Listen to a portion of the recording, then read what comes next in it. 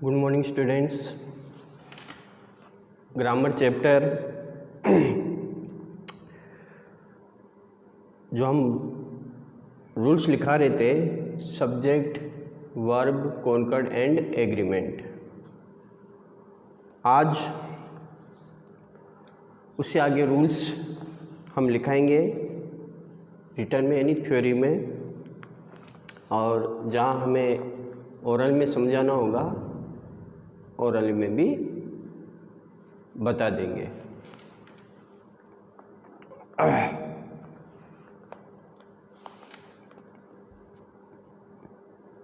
तो नोट करना आज का rules,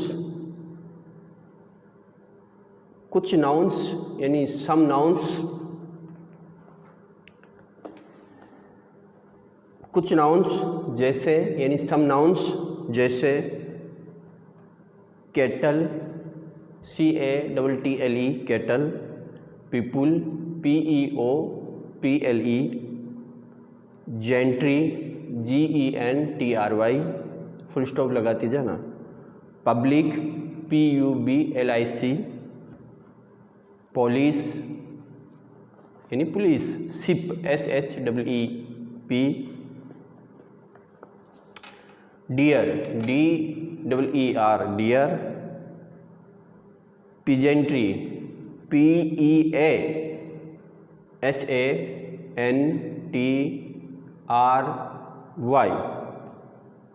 peasantry, poultry, POULTRY, cavalry, CAVALRY इत्यादि यानी ETC। फॉर्म में FORM, फॉर्म में मीन्स रूप में, देखने में सिंगुलर के समान मालूम पड़ते हैं। किसके सेम टू सेम, किसके समान मालूम पड़ते हैं? सिंगुलर। लेकिन यानी बट इनका यूज हमेशा प्लूरल फॉर्म में होता है, इसलिए इनके बाद प्लूरल वर्ब का यूज किया जाता है। रिपीट कर देता हूँ, जिसने नोट नहीं किया है वो नोट कर लेना।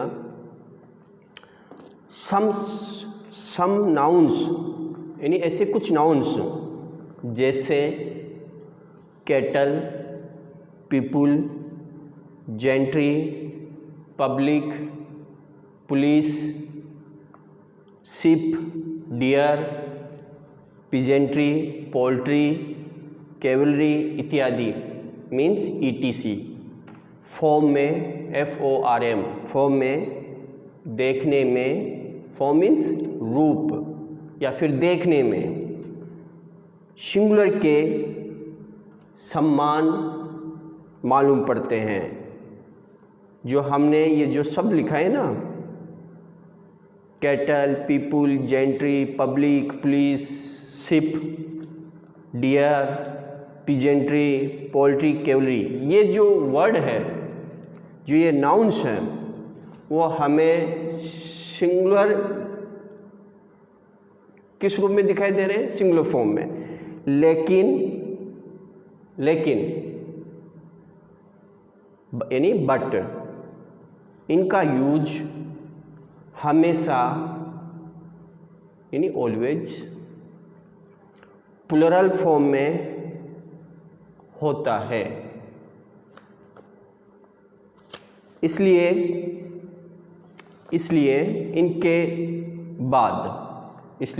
इनके बाद प्लूरल वर्ब का यूज किया जाता है।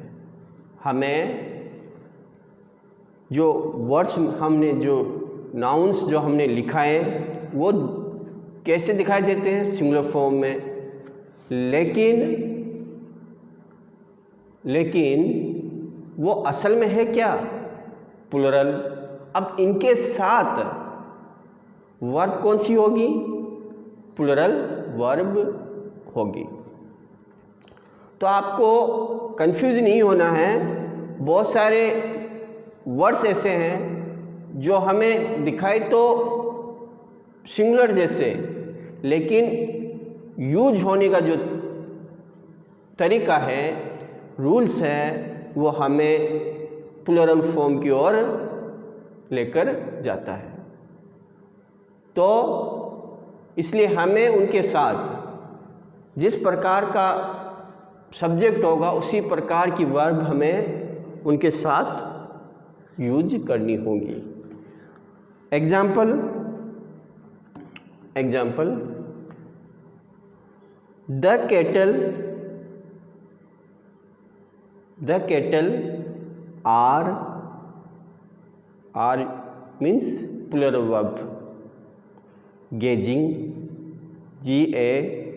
grazing, grazing in the field, full stop. The cattle are grazing in the field। तो यहाँ जो फर्स्ट एग्जाम्पल है, फील्ड के बाद फुल स्टॉप लगा देना। जो कैटल जो हमारा नाउन है, यह हमने लिखा है अभी, तो हमें कौन सी फॉर्म में दिखाई दे रहा है? सिंगुलर फॉर्म है, लेकिन प्लूरल फॉर्म में। तो वर्ब भी हम कौन सी यूज करेंगे यहाँ पर? प्लूरल। तो यहाँ पर प्लूरल वर्ब यानी आर का यूज किया गया है। तो हमारा सेंटेंस जो है, जो हमारा एग्जाम्पल है, जिस प्रकार का नाउन है, जिस प्रकार का सब्जेक्ट है, उसी प्रकार से हमने वर्ब यूज की है। तो हमारा एग्जाम्पल और सेंटेंस बिल्कुल करेक्ट है। और आपको भी ये समझना है कि हमने किस प्रकार सिंगुलर सब्जेक्ट के साथ सिंगुलर वर्ब का यूज किया। जो कभी कभी बहुत से एग्जाम्पल्स हैं जो दिखाई तो और देते हैं, मतलब अभी जैसे हमने ये रूल्स पढ़ा, अब ये जो इसका नाउंस है वो हमें दिखाई तो सिंगुलर जैसा दिखाई दे रहा है, लेकिन रियलिटी में है क्या? प्लूरल फॉर्म में। तो प्लूरल फॉर्म में है तो वर्ब भी प्लूरल वर्ब ही यूज होगी। Second example, the police are chasing the thieves, chasing, CHASING, chasing the thieves, THIEVES, thieves, full stop। तो दोनों एग्जाम्पल, द पुलिस, इससे पहले वाला द कैटल, दोनों को नाउन को देखना और समझने की कोशिश करना कि हमने यहाँ पर आर का यूज क्यों किया है, जबकि नाउन और जो सब्जेक्ट है वो हमें सिंगुलर फॉर्म में दिखाई दे रहा है, लेकिन रियलिटी में क्या है? प्लूरल फॉर्म में है। इस वजह से हमने यहाँ पर इनके साथ प्लूरल वर्ब का यूज किया है। नेक्स्ट रूल्स है, यदि सेंटेंस का सब्जेक्ट कोई इन्फिनिटिव यानी जीरेंड, GERUND, या क्लोज में हो तो सिंगुलर वर्ब का यूज होता है। जैसे एक बात मैं ये कहना चाहता हूँ कि जैसे मैं बीच में हिंदी फिर इंग्लिश, तो आप जहाँ मैं इंग्लिश बोल रहा हूँ वहाँ इंग्लिश में नोट करना, जहाँ हिंदी में मैं बोलता हूँ उसको हिंदी में नोट करना। अगर आपको इंग्लिश में ही लिखना है तो आप लिख सकते हो, लेकिन ये नहीं कि मैं इंग्लिश में भी बोलूँ आप हिंदी में ही नोट करो। हिंदी को तो हिंदी में करना है, लेकिन इंग्लिश को तो इंग्लिश में ही करना है। जो हिंदी में लिखा रहा हूँ बीच बीच में उसको हिंदी में कर लेना, और बाकी जो बच्चे इंग्लिश में लिखना चाहते हो वो लिख सकते हो। तो मैं न्यू रूल्स कौन सा लिखा रहा था, यदि सेंटेंस का सब्जेक्ट कोई इन्फिनिटिव यदि सेंटेंस का सब्जेक्ट कोई इन्फिनेटिव, जीरंड, क्लोज हो तो सिंगुलर वर्ब का यूज होता है। कौन सी कंडीशन में? जब सब्जेक्ट इन्फिनेटिव हो, जीरंड हो, क्लोज हो तो वर्ब सिंगुलर ही आएगी। तो यहाँ पर रीजन भी दे दिया। तो example, for example, first example, to walk is a good exercise. To walk, TO, walk is a good exercise. तो यहाँ पर जो टू वॉक शब्द है ये इन्फिनेटिव है और इसके साथ हमने सिंगुलर वर्ब का यूज किया है। तो हमने रूल्स में देखा और लिखा कि यदि सेंटेंस का सब्जेक्ट कोई इन्फिनेटिव हो, जीरंड हो, क्लोज हो, तो ऐसी कंडीशन में हमें सिंगुलर वर्ब का यूज करना है। और फर्स्ट एग्जांपल है to walk is a good exercise. यहाँ जो टू वॉक है वो आपका इन्फिनेटिव है। Second example, walking is a good exercise. Walking is a good exercise, जहाँ आपका जो वॉकिंग वर्ड है जो आया है, सब्जेक्ट आया है सेंटेंस का, ये जीरंड है। इस कारण से हमने यहाँ पर कौन सी फॉर्म का यूज किया है? सिंगुलर फॉर्म का, सिंगुलर वर्ब का यूज किया है। तो second example, walking is a good exercise, full stop. Third example है that he is, that he is, that he is laborious, LABORIOUS, is known to me, is known to me, KNOWN, known to me, full stop. तो यहाँ पर clause समझ गए होंगे, that he is laborious is known to me. तो clause क्या है? That, that के बाद दूसरा पार्ट चालू हो गया, दूसरा क्लोज चालू हो गया, दैट ही इज। तो क्लोज कहाँ से शुरू हो रहा है? That, that means close. यहाँ पर क्लोज का अर्थ हम दैट से ले रहे हैं। दैट के बाद ही आया है, उसके बाद इज आया है। तो हमने यहाँ रूल्स में क्या पढ़ा? यदि सेंटेंस का सब्जेक्ट को इन्फिनेटिव, जीरंड, क्लोज में हो तो सिंगुलर वर्ब का यूज होता है। तो फर्स्ट एग्जांपल इन्फिनेटिव, दूसरा एग्जांपल जीरंड, तीसरा है clause. That he is laborious is known to me. तो यहाँ पर तीनों एग्जाम्पल हमें सिंगुलर वर्ब यूज करने के बारे में बता रहे हैं।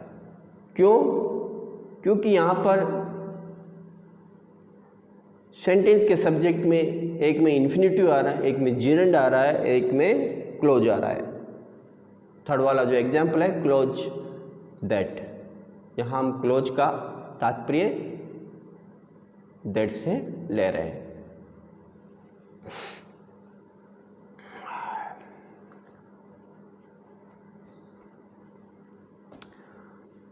नेक्स्ट रूल्स,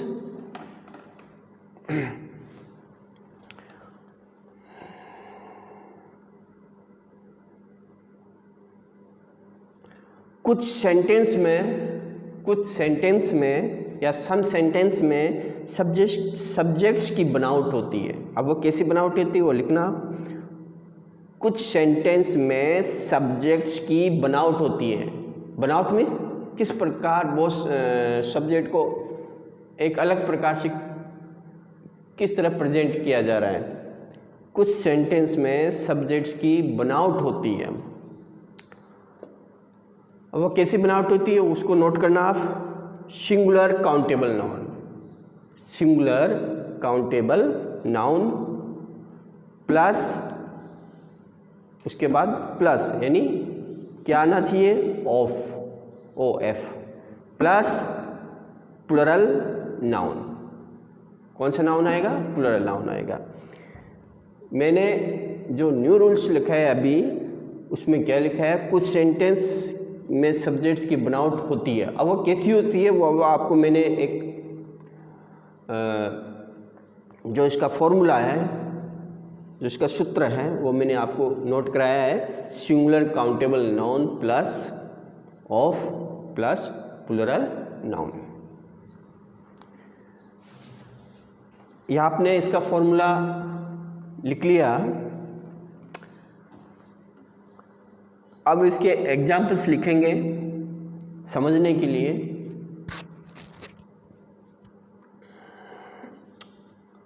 एग्जाम्पल लिखने से पहले एक वन सेंटेंस के एक इम्पोर्टेंट बात लिखना, लिखाता हूँ, नोट करना। ऐसे सब्जेक्ट्स के साथ हमेशा ऑलवेज हमेशा सिंगुलर वर्ब का यूज होता है। ऐसे सब्जेक्ट्स के साथ सिंगुलर वर्ब का यूज होता है। ऐसे सब्जेक्ट्स के साथ हमेशा सिंगुलर वर्ब का यूज होता है। किसके साथ? जब जो फॉर्मूला मैंने लिखाया है इनके साथ सिंगुलर वर्ब का यूज होता है। और फॉर्मूला क्या था? Singular countable noun plus of plus plural noun. तो यहाँ पर ऐसे सब्जेक्ट्स के साथ हमें सिंगुलर वर्ब का यूज करना है, या फिर जो हमने जो फॉर्मूला लिखाया है वो किसके लिखाया है कि ऐसा अगर सेंटेंस आता है तो हमें वर्ब की सिंगुलर फॉर्म का यूज करना है। अब एग्जाम्पल्स हैं, नोट करना। A set of pencil, a set of pencil, SET set of pencils was bought, BOUGST। तो singular countable noun, singular countable noun AN ये किस में आता है? काउंटेबल है और सिंगुलर में आते हैं। उसके बाद ए सेट ऑफ पेंसिल आ गया, सिंगुलर काउंटेबल नाउन। उसके बाद सिंगुलर काउंटेबल नाउन ए सेट, उसके बाद ऑफ आ गया, उसके बाद प्लूरल नाउन पेंसिल्स आ गया। उसके बाद हमें क्या यूज करना है? Singular verb. हमने लिखा भी दिया है, तो यहाँ पर सिंगुलर वर्ब वाज यूज की। फिर उसके बाद नेक्स्ट वर्ब के साथ, सिंगुलर वर्ब के साथ यहाँ पर बोट का यूज किया, यानी वाज के साथ आपको पता है कि थर्ड फॉर्म का यूज होता है, सेकंड और थर्ड फॉर्म का। कभी ING का भी यूज हो जाता है। ये तो सेंटेंस के अकॉर्डिंग जैसा सेंटेंस होगा उसी के अनुसार हमें यूज करना है। लेकिन हमें यहाँ पर देखना क्या है? हमें यहाँ पर देखना क्या है कि हमें यहाँ पर ये देखना है कि जो हमने जो फॉर्मूला लिखाया है उसके अकॉर्डिंग हमें वर्ब का यूज करना है। तो वर्ब का यूज हमने सिंगुलर ही किया है, वो भी एग्जाम्पल में देख लेना। ए सेट ऑफ, तो यहाँ ए सेट सिंगुलर काउंटेबल नाउन है, उसके बाद ऑफ का यूज कर लिया, उसके बाद प्लूरल नाउन का यूज कर लिया पेंसिल्स का। उसके बाद क्या आना चाहिए? सिंगुलर वर्ब आना चाहिए, वो भी इंपॉर्टेंट बात में हमने लिखा दी। उसके बाद वाज के साथ क्या आता है वो भी हमने फुलफिल कर दी। उसके बाद फुल स्टॉप।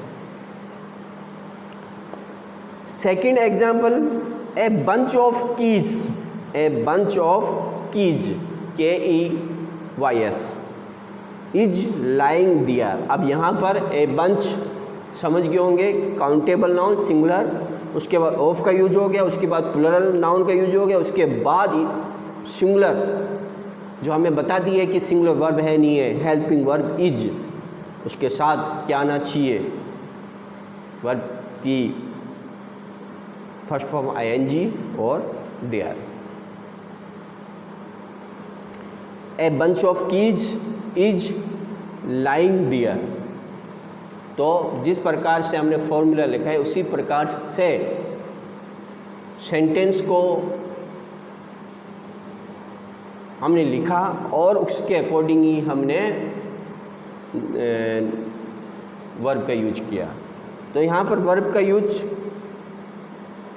किस प्रकार किया, जिस प्रकार हमने फॉर्मूला और उसके बाद जो इम्पोर्टेंट जो बात हमने लिखा है उसके अकॉर्डिंग हमने एग्जाम्पल में समझा कि सिंगुलर वर्ब और या प्लूरल वर्ब के बारे में कि सिंगुलर वर्ब यहाँ पर यूज करनी है, न कि प्लूरल वर्ब। तो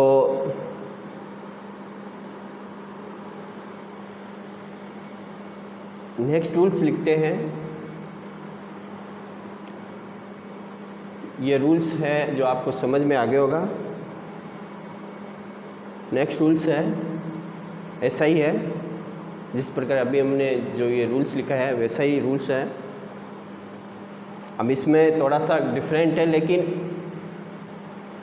थोड़ा आपको समझने में आसान रहेगी क्योंकि आपने ये जो रूल्स समझ लिया इससे पहले वाला जो अब लिखा रहे हैं, तो बिल्कुल ये जो आने वाला रूल्स है वो भी आप अच्छी तरह समझ लोगे। कुछ सेंटेंस में लिखना, नोट करना, कुछ सेंटेंसेस में सब्जेक्ट्स की बनावट होती है। कुछ सेंटेंसेस में, बहुत सारे ऐसे सेंटेंसेस में सब्जेक्ट की बनावट होती है। बहुत सारे ऐसे सेंटेंस आते हैं जिसमें सब्जेक्ट को किस प्रकार प्रेजेंट किया जाता है। तो देखना, फॉर्मूला लिखना, फॉर्मूला नाउन प्लस अब यहाँ पर preposition plus noun, noun plus preposition plus noun आएगा, उसके बाद प्रीपोजिशन, फिर वापस नाउन। लिख लिया फॉर्मूला, यही आपका फॉर्मूला है। बाकी डॉट डॉट कर देना कि उसके बाद हमें तो मोटी मोटी जो बात है वो आपको यहाँ फॉर्मूले में लिखा दी, सूत्र में लिखा दी, noun plus preposition plus noun, फिर बाकी जो पार्ट है वो आता जाएगा, शेष जो बचा हुआ है। उसके नीचे एक इम्पोर्टेंट बात लिखना, जो अभी फॉर्मूला जो हमने लिखा है उसके नीचे एक इम्पोर्टेंट बात लिखना, ऐसे सेंटेंस में वर्ब का यूज, ऐसे सेंटेंस में वर्ब का यूज फर्स्ट नाउन के अनुसार किया जाता है। अब यहाँ पर वर्ब की बात आ रही है कि हमने वर्ब का यूज कैसे करें। जो हमने जो फॉर्मूला लिखा है उसका जो फर्स्ट नाउन है उसके अनुसार हमें वर्ब का यूज करना है। Formula noun plus preposition plus noun, फिर डॉट डॉट डॉट। उसके बाद इम्पोर्टेंट बात, ऐसे सेंटेंस में वर्ब का यूज फर्स्ट नाउन के अनुसार किया जाता है। अब आपको समझने के लिए जो हमने इम्पोर्टेंट बात जो फॉर्मूला लिखा है उसको हम किस प्रकार समझेंगे, तो आप एग्जाम्पल लिखना। फर्स्ट एग्जाम्पल है the cow of Shyam, the cow of Shyam is grazing. तो यहाँ पर काउ आपका नाउन, उसके बाद प्रीपोजिशन आ गई, उसके बाद नाउन आ गया वापस, और हमें यहाँ पर वर्ब जो यहाँ इज का यूज हो रहा है वो किसके कारण हो रहा है या फिर कौन से नाउन के अनुसार हो रहा है। तो हमें यहाँ पर जो हमने इम्पोर्टेंट बात लिखाई थी, क्या लिखाई थी, ऐसे सेंटेंस में वर्ब का यूज फर्स्ट नाउन के अनुसार किया जाता है। तो हमने यहाँ पर इज का यूज जो फर्स्ट नाउन है काउ उसके अनुसार किया है, उसके अकॉर्डिंग किया है। तो दोबारा फर्स्ट एग्जाम्पल बोल देता हूँ, the cow of Shyam is grazing, full stop. Second example है the condition of farmers is, the condition of farmers is pitiable, PITIABLE, the condition of farmers is pitiable, full stop। तो यहाँ पर condition first noun, उसके बाद preposition of, उसके बाद फिर noun farmers, उसके बाद इज, उसके बाद पीटीएबल। तो यहाँ पर कंडीशन के अनुसार हमने इज का यूज किया है और हमारा रूल्स भी यही कहता है कि हमें क्या कहता है कि ऐसे सेंटेंस में, कौन से सेंटेंस में जहाँ नाउन प्रीपोजिशन नाउन आ जाए, ऐसे सेंटेंस में हमें वर्ब का यूज फर्स्ट नाउन के अनुसार करना है। तो हमने रूल्स के अकॉर्डिंग ही ये एग्जाम्पल और वर्ब का यूज किया है।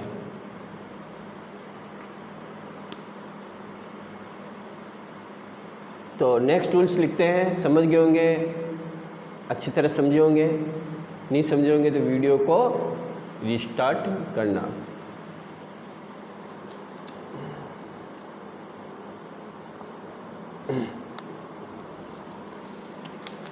तो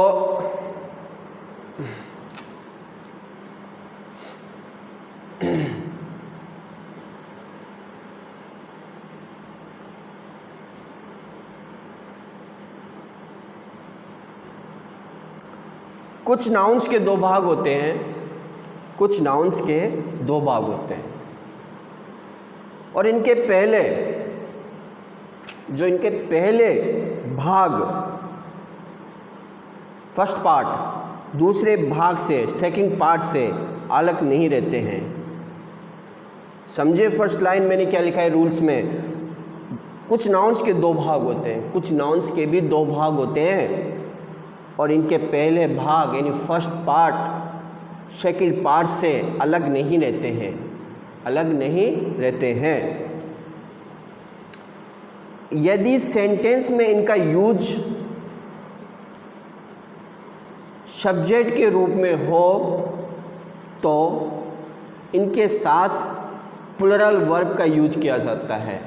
किसका यूज किया जाता है? प्लूरल वर्ब का यूज किया जाता है। लेकिन बट यदि इनके पहले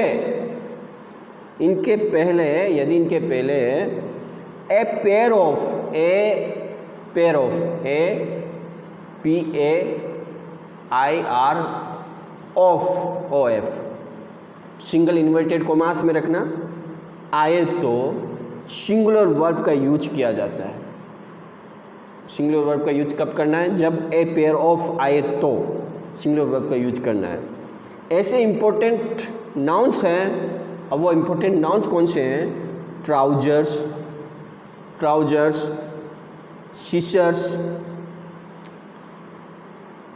दातली, SCISSORS, gloves, GLOVS, shoes, SHOES, shoes, glasses, GLASSES, glasses, pants, PANTS, spectacles, SPECTACLES, spectacles, tongs, TONGS, tongs, ETC, extra. तो आपको यहाँ पर क्या बताया? कुछ नाउन्स के दो भाग होते हैं, कुछ नाउन्स के दो भाग होते हैं और इनके पहले भाग यानी फर्स्ट पार्ट सेकंड पार्ट से अलग नहीं रहते हैं। यदि सेंटेंस में इनका यूज सब्जेक्ट के रूप में हो, इनके रूप में सब्जेक्ट के रूप में हो तो इनके साथ प्लूरल वर्ब का यूज किया जाता है।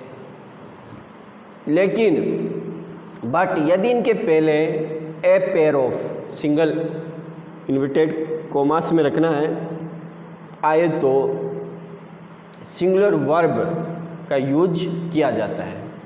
तो यहाँ तक समझे होंगे कि कब हमें सिंगुलर वर्ब का और कब हमें प्लूरल वर्ब का यूज करना है। इस रूल्स के हैं, इस रूल्स में ऐसे इंपॉर्टेंट नाउन्स हैं। अब ऐसे इंपॉर्टेंट नाउन्स हैं वो आपको लिखना है कौन कौन से हैं?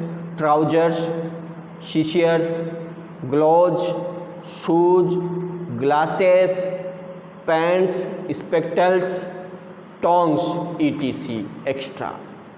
अब आपको एग्जाम्पल लिखना है। एग्जाम्पल है हिज शूज आर शाइनिंग। तो यहाँ पर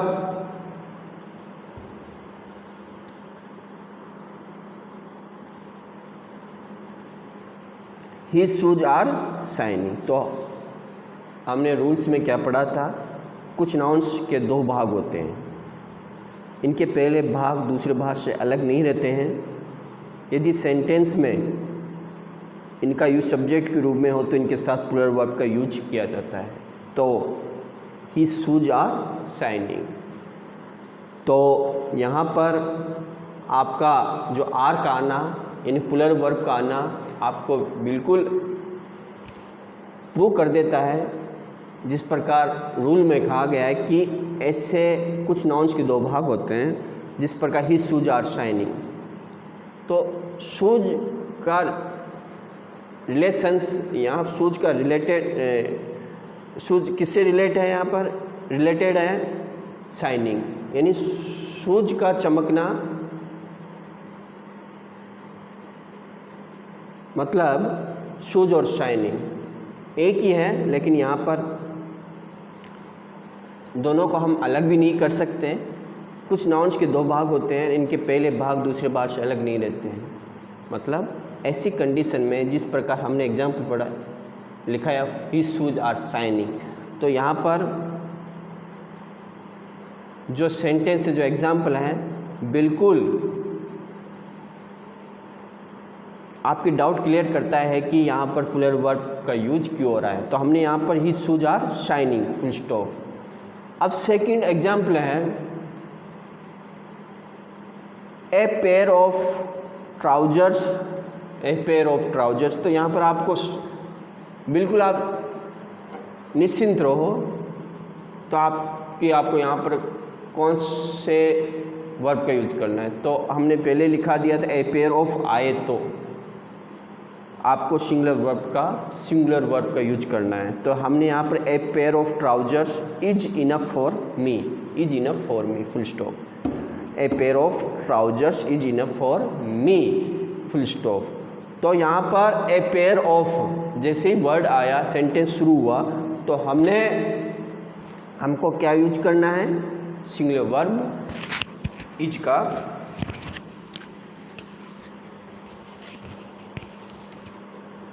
सिंगुलर वर्ब इज का यूज करना है।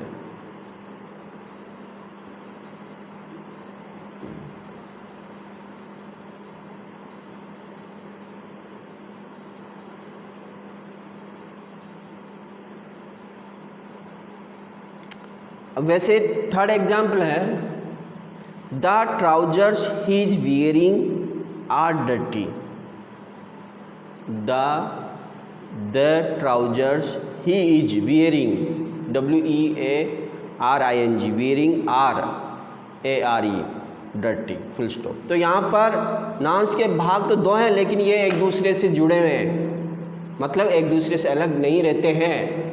इनका जो सेंटेंस है, जो इनका मीनिंग है वो एक ही है, लेकिन यहाँ पर जो रूल्स के अकॉर्डिंग जो बात हमने लिखाई आर के लिए, प्लूरल वर्ब के लिए, वह बिल्कुल फिट बैठती है। हमने लिखाया था कुछ नाउन्स के दो भाग होते हैं। तो जो एग्जाम्पल है the trousers he is wearing are dirty, वह बिल्कुल यहाँ पर सही है। किसके अनुसार, रूल्स के अनुसार। कुछ नाउन्स के दो भाग होते हैं, इसके पहले भाग दूसरे भाग से अलग नहीं रहते हैं, फर्स्ट पार्ट से दूसरे पार्ट से अलग नहीं रहते हैं। जब यहाँ पर the trousers he is wearing are dirty, तो यहाँ पर नाउन्स के दो भाग कर दिए, लेकिन ये एक दूसरे से जुड़े हुए हैं, एक दूसरे से टच में है, रिलेशंस में हैं, और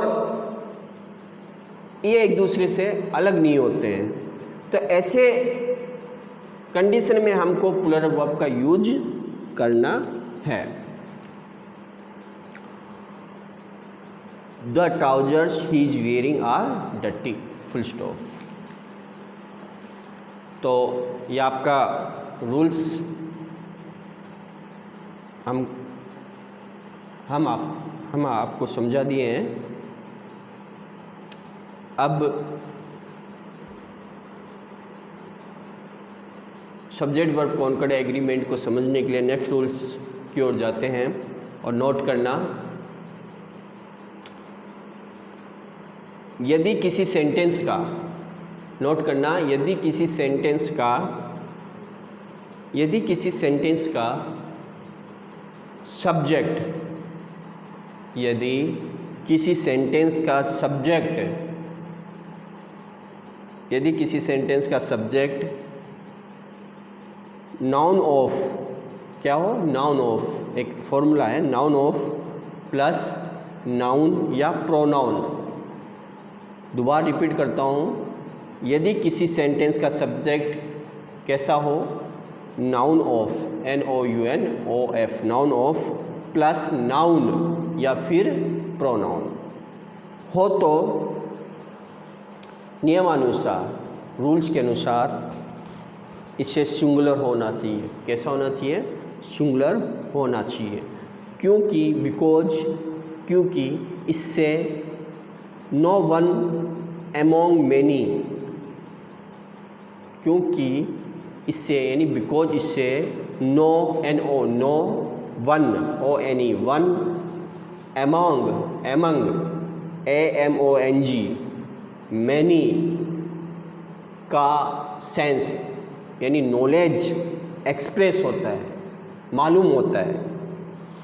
लेकिन बट मॉडर्न इंग्लिश ग्रामर जो आज हम इंग्लिश ग्रामर पढ़ रहे हैं, बट मॉडर्न इंग्लिश ग्रामर में इसके साथ सिंगुलर या प्लुरल दोनों प्रकार के, दोनों टाइप्स के वर्ब का यूज करना गलत यानी रॉन्ग नहीं माना जाता है। समझे? ऐसा नहीं समझे आप।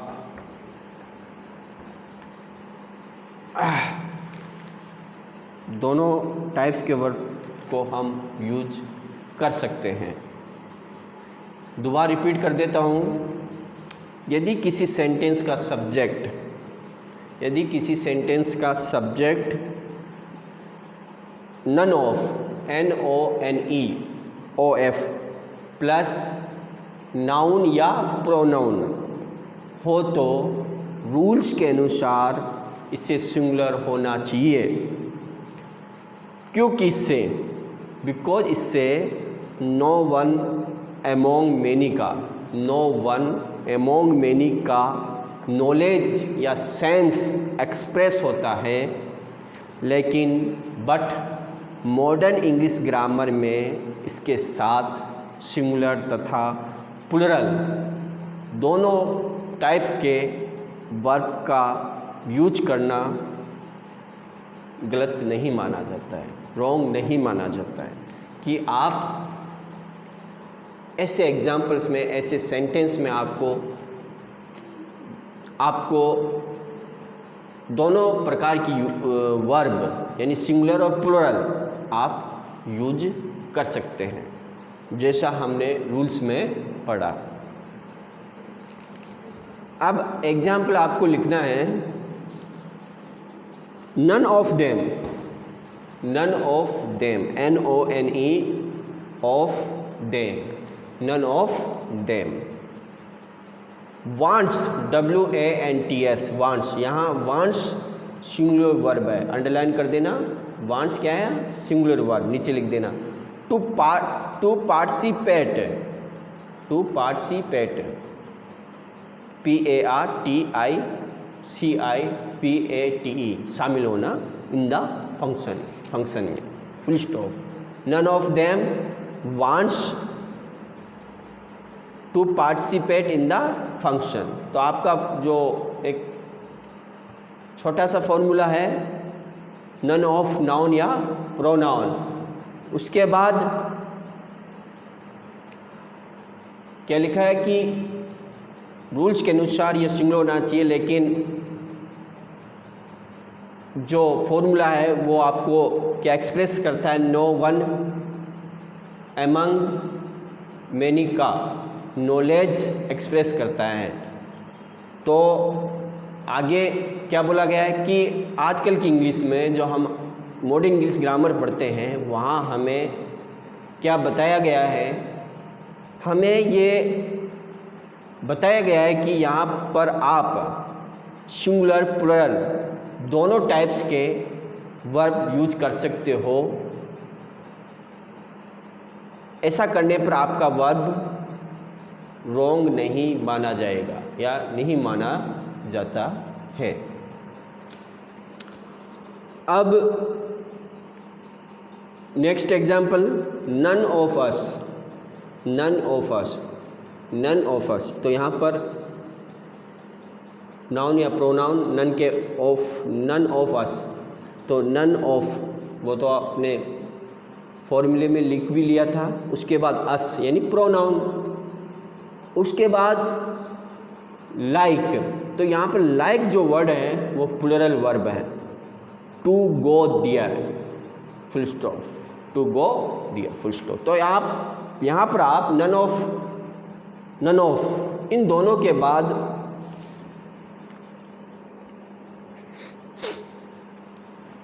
क्या देखने को मिलता है, सिंगुलर।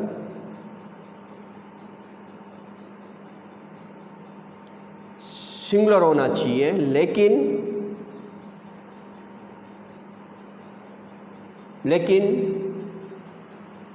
यानी वर्ब का सिंगुलर होना चाहिए, लेकिन नो वन अमोंग मेनी। मतलब जो नन ऑफ का जो मतलब है, नन ऑफ यह आपको क्या सेंस देता है, क्या नॉलेज देता है, नो वन अमोंग मेनी। इसी के कारण यहाँ पर आप सिंगुलर और प्लूरल दोनों प्रकार के, दोनों टाइप्स के वर्ब यूज कर सकते हैं। तो जो सेकंड एग्जाम्पल है, none of us like plural verb, मतलब लाइक क्या है यहाँ पर, प्लूरल वर्ब। अंडरलाइन में नीचे लिख देना plural verb, to go there full stop. None of us like to go there full stop. तो लाइक यहाँ पर प्लूरल वर्ब है और वहाँ पर वांट्स जो आपका सिंगुलर वर्ब था। अब कुछ इम्पोर्टेंट्स बात है, रूल्स मैंने लिखा दिया, एग्जाम्पल लिखा दिया एग्जाम्पल के ही नीचे, और इसी रूल्स के कुछ इम्पोर्टेंट बात हैं, स्टार लगा के लिखना।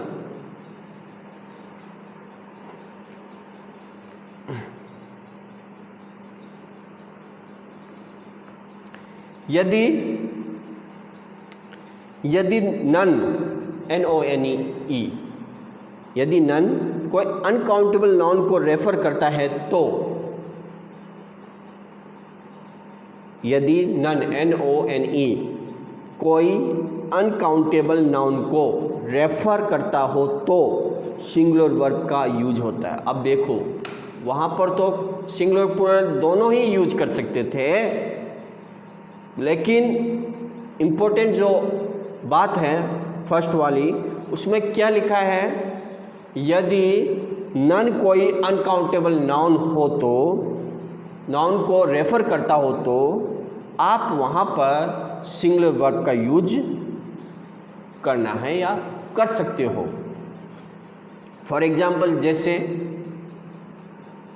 ही gave me, gave GAVE, he gave me all the food but none bracket में of it OFIT of it was tasty. तो यहाँ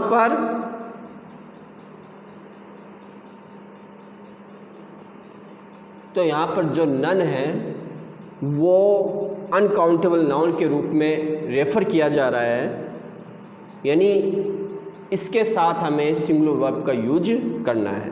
दोबारा एग्जाम्पल बोल देता हूँ, he gave me all the food but none. अब यहाँ नन जो है वो अनकाउंटेबल नाउन को रेफर करता है, तो हमें ऐसी कंडीशन में, ऐसी स्थिति में हमें सिंगुलर वर्ब क्या यूज किया या क्या करना चाहिए, सिंगुलर वर्ब। तो हमने यहाँ पर वाज का यूज किया, उसके बाद अपना सेंटेंस कंप्लीट। तो दोबारा रिपीट करूँ एक बार फिर, एग्जाम्पल रिपीट कर देता हूँ एग्जाम्पल को। He gave me all the food, but none के बाद में ब्रैकेट में ऑफ इट डाल देना, वाज टेस्टी, फुल स्टॉप।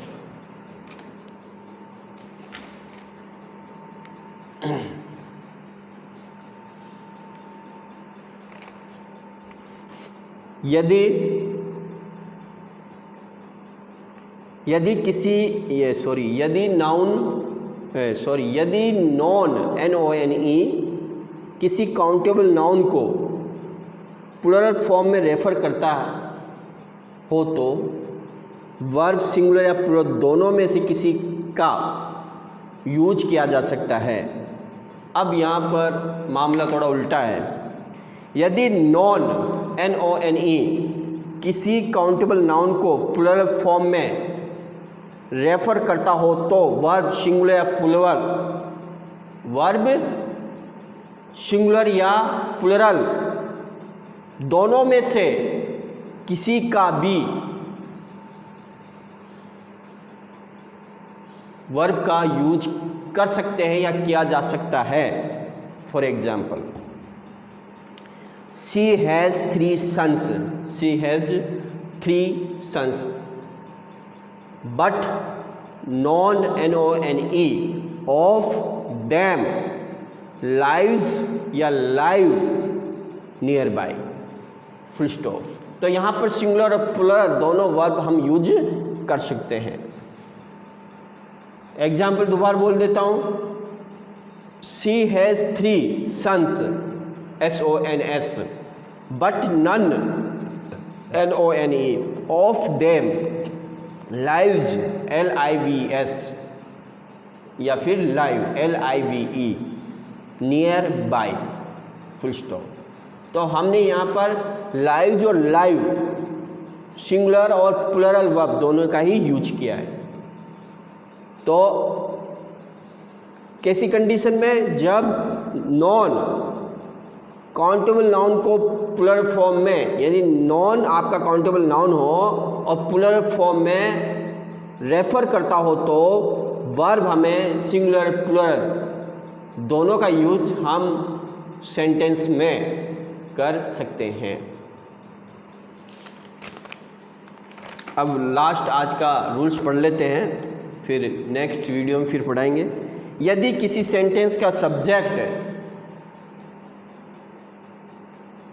यदि किसी सेंटेंस का सब्जेक्ट मोर देन, एक फॉर्मूला है, more than plus singular noun, more than plus singular noun हो तो सिंगुलर वर्ब, बट यदि subject more than plus plural noun हो तो प्लूरल वर्ब का यूज होता है।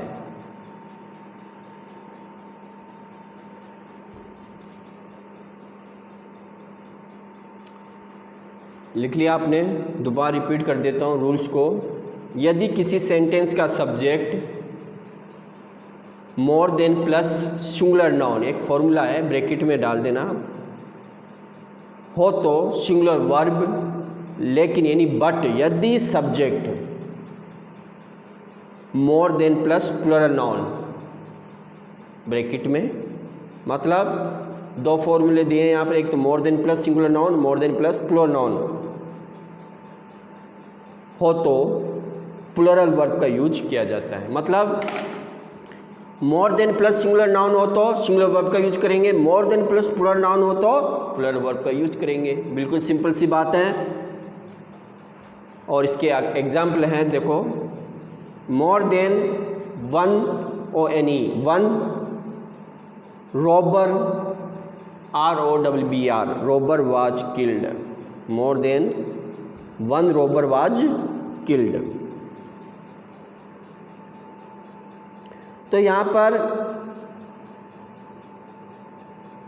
फर्स्ट जो एग्जाम्पल है उसमें मोर देन प्लस सिंगुलर नाउन की बात हो रही है, तो हमें यहाँ पर सिंगुलर वर्ब का यूज करना है। More then 1 robber was killed, singular verb I है वाज, वह किस लिए आई है? More than plus singular noun के कारण। अब सेकंड एग्जाम्पल है मोर देन या मोर रॉबर्स, यहाँ पर रॉबर्स के बाद देन का यूज किया है, तो कोई उसमें कोई वो बड़ी बात वाली नहीं है।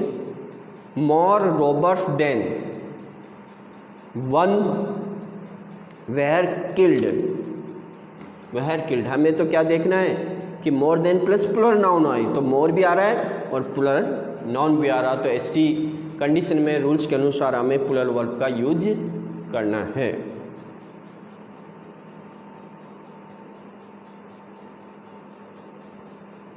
यदि किसी सेंटेंस का subject more than plus singular noun हो तो सिंगुलर वर्ब, लेकिन यदि subject more than plus plural noun हो तो प्लूरल वर्ब का यूज किया जाता है।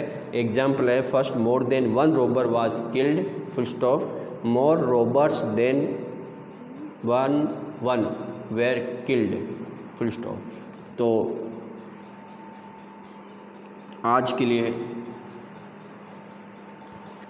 ये रूल्स काफ़ी हैं। नेक्स्ट वीडियो में फिर मिलते हैं नेक्स्ट रूल्स के साथ ग्रामर चैप्टर में। तो थैंक्स, टेक केयर।